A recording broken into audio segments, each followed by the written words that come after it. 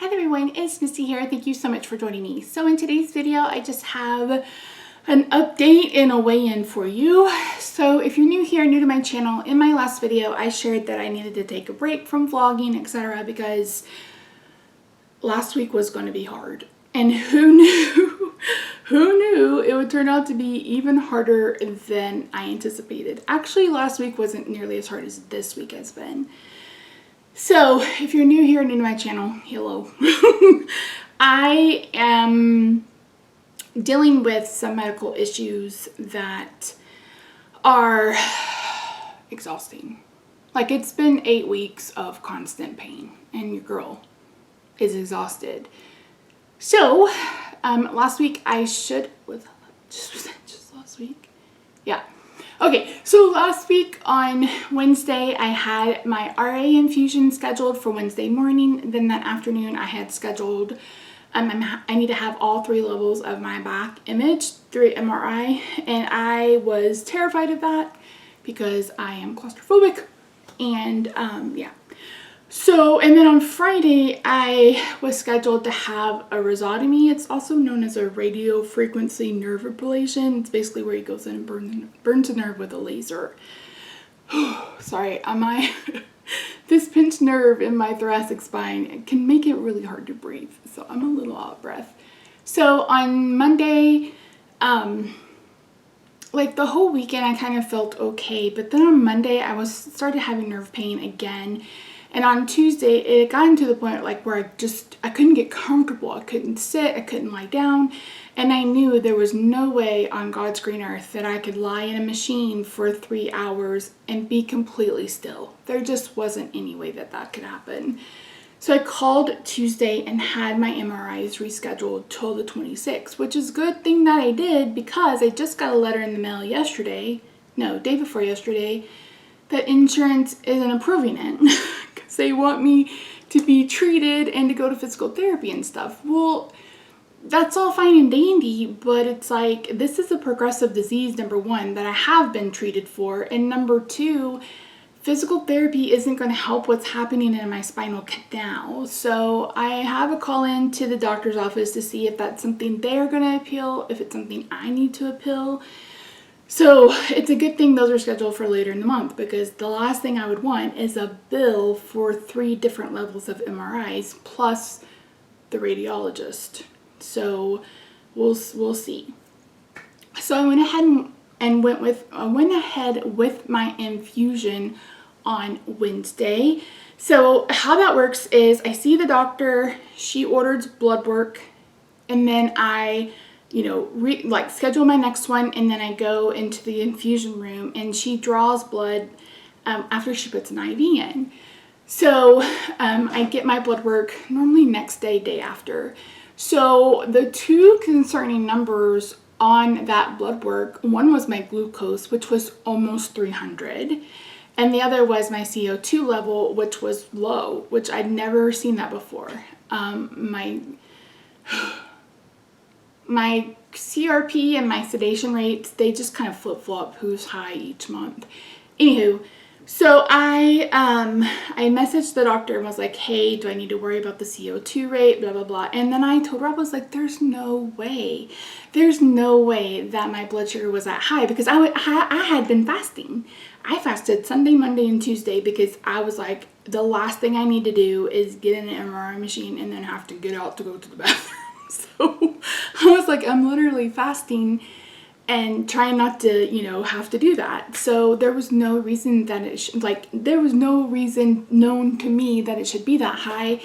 And then later that night, hey guys, I didn't think to put a TMI warning at the beginning of this video. So if you don't want to hear about gross things, then be sure to skip ahead to the timestamp that's on the screen. Yeah. Sorry about that. Was it later that night? I don't remember. I remember getting up and was like, did I scratch the inside of my leg or something? And I felt, and I had a area about this big. It was like a rectangle.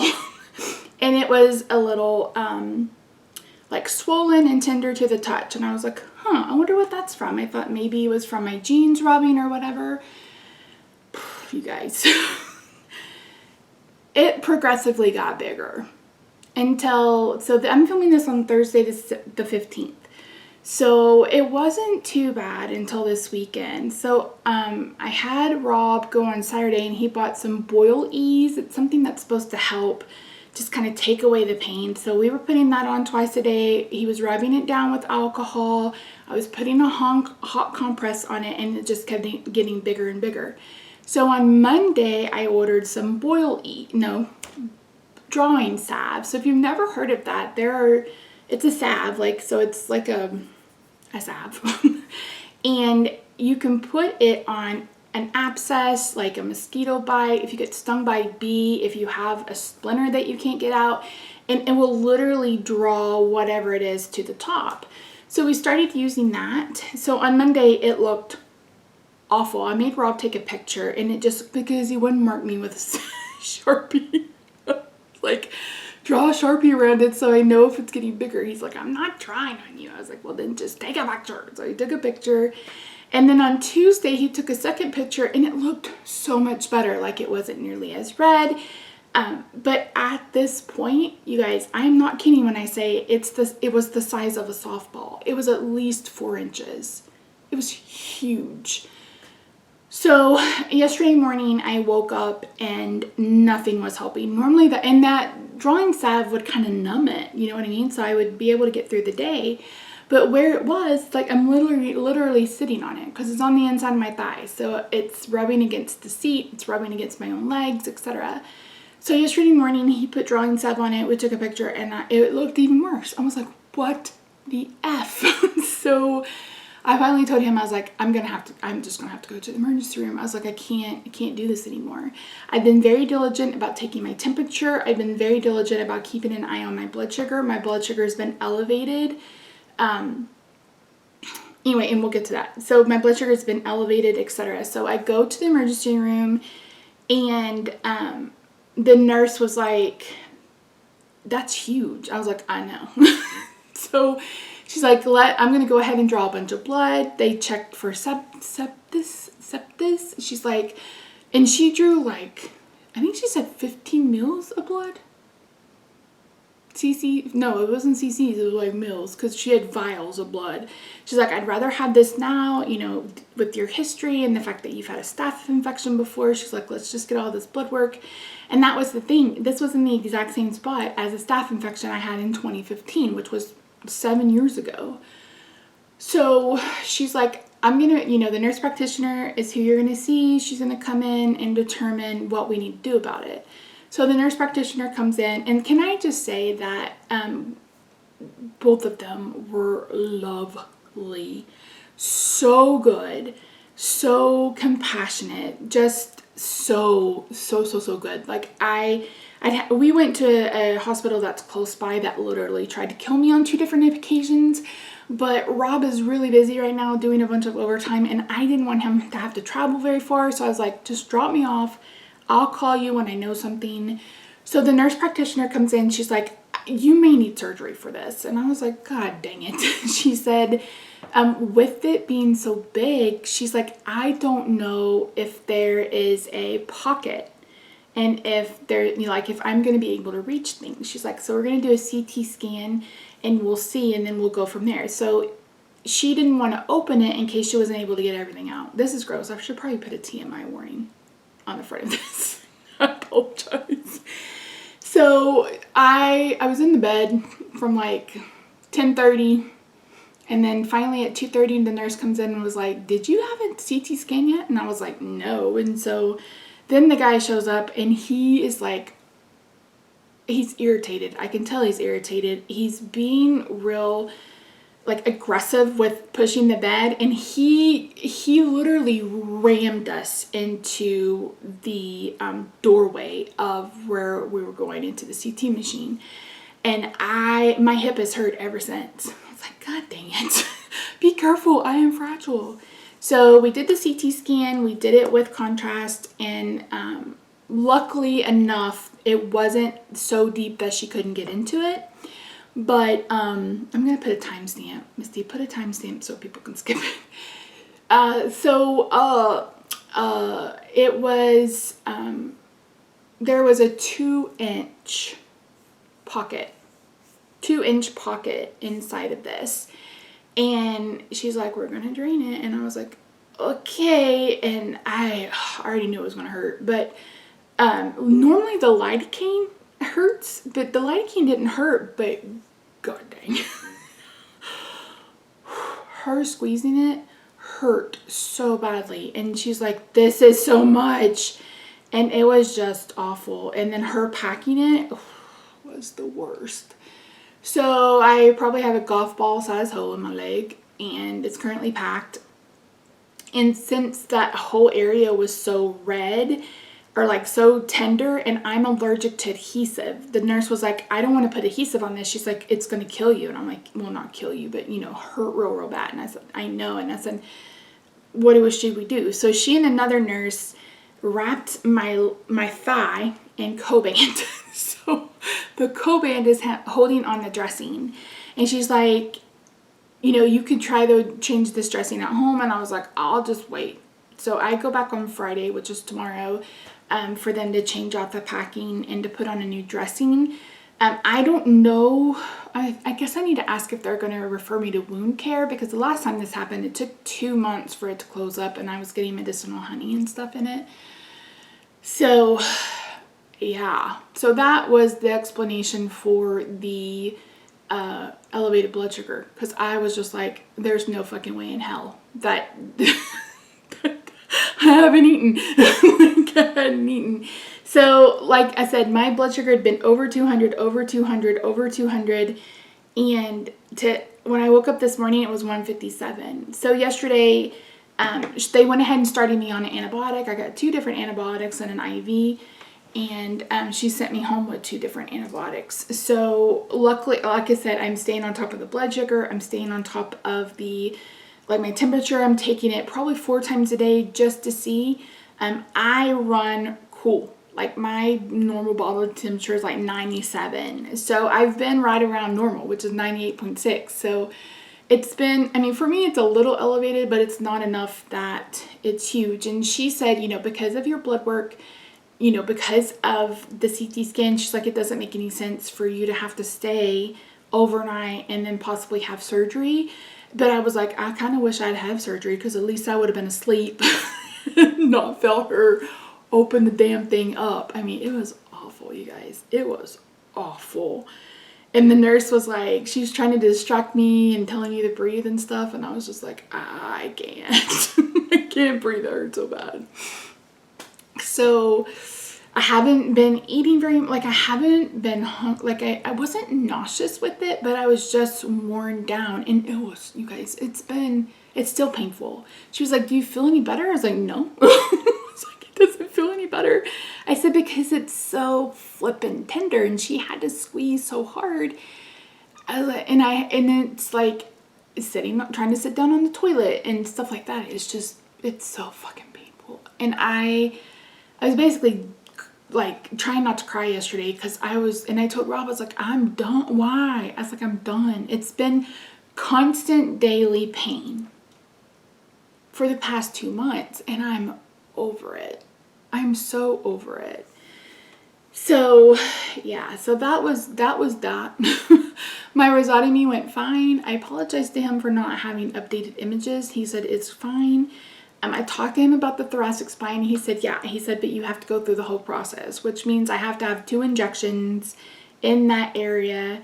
And then if I get relief, then we can do the rhizotomy. But I think we're going to go to my neck next, because I only need 1 on one side, and then I can have that taken care of. So the rhizotomy is working. It'll take about a week.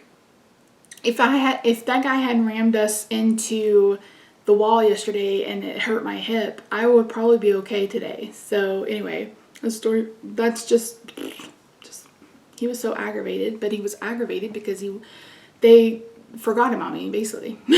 So anyway, so yeah, yesterday morning I told Rob I wanted to weigh before I went to the hospital, because sometimes they have a scale that works, sometimes they don't have a scale that works. And I weighed in at 341 pounds, which is was I 356 the last time I weighed in with you guys? I don't even remember. But I was like, holy Jesus. 341.6. Yeah. So, like I said, I hadn't really been eating, and let me see if I can find, when did I start that? That was back in July. Okay, so on August 1st, I weighed 356, and I now weigh 341. So that's 15 pounds. It should probably be a little bit more, but I'm going to take what I can get, especially after the last 8 weeks I've had. Oh, it's been rough. So, yeah, that's what's been happening. So I hopefully we can get this MRI thing resolved. It's just irritating that someone who doesn't really know me or know my situation is insisting on me having treatment. Dude, I just had a rhizotomy. What do you call that? That's treatment. That's treatment. But yeah, anyway. So that's it. I am probably going to give it another week or so before I may just wait till October to get back to vlogging. I've been super low carb. I haven't strayed from that. I made chicken salad the other day, and I had just a little bit of that before I went to the hospital yesterday, because I was like, I'm not going to be able to eat. And then when she mentioned surgery, of course, that made me MPO. So I couldn't have anything to eat or drink. And I got home about 5:30. So 10:30 to 5:30. I was dying of thirst. It was awful. But other than that, like I said, it still hurts like a son of a bitch. So it doesn't necessarily feel any better, but I know that it will eventually. Like this won't hurt quite as much, you know, in the next few days. I know tomorrow is probably going to hurt like a motherfucker. And I asked the nurse, or I told the nurse, I was like, I'm coming medicated. She's like, that's probably a good idea. She's like, because I don't know that they numb it. Like, that is cruel and unusual punishment. But yeah, I thanked the nurse. I was like, thank you for being so kind. I was like, you have no idea how many times I've encountered someone who doesn't treat me like I'm a human being. And she was so kind. You know, she was trying to make sure I was comfortable. She checked in with me. The nurse practitioner is probably one of the nicest physicians I've ever met, other than my primary care physician. So yeah. So that's been my last 2 months. It's just been a high level of pain, and I am ready to go back to my normal level of pain. So I've been at an 11. I would like to go back down to at least a 7, please and thank you. But yeah, anyway, that's it. Now I'm just rambling, but I really do appreciate you guys. I have been seeing your comments. I haven't been commenting. I've just been exhausted. I mean, people don't realize just how exhausting being in pain can be, especially when it's not your normal pain. It's like a new pain or like a higher level. And yeah, but that's it. Hopefully Friday goes well with this repacking. Again, I'm hoping they will refer me to wound care and I can ask for the medicinal honey, because that stuff is amazing. It's amazing. I really enjoyed it. So anyway, well, I didn't enjoy it, but I felt like the process went okay. Oi, all right, I'm leaving. All right, that's it. Yeah, so like I said, I'll probably see you. I may update you guys again next week if I get any more information on the MRI and if, you know, things happen at the doctor. But yeah, I'll just keep you posted. But that's it. Thank you so much for joining me today, guys. I really do appreciate you. I hope you have a good day, night, weekend, wherever you are. I love your faces, and I'll see you in my next video. Bye.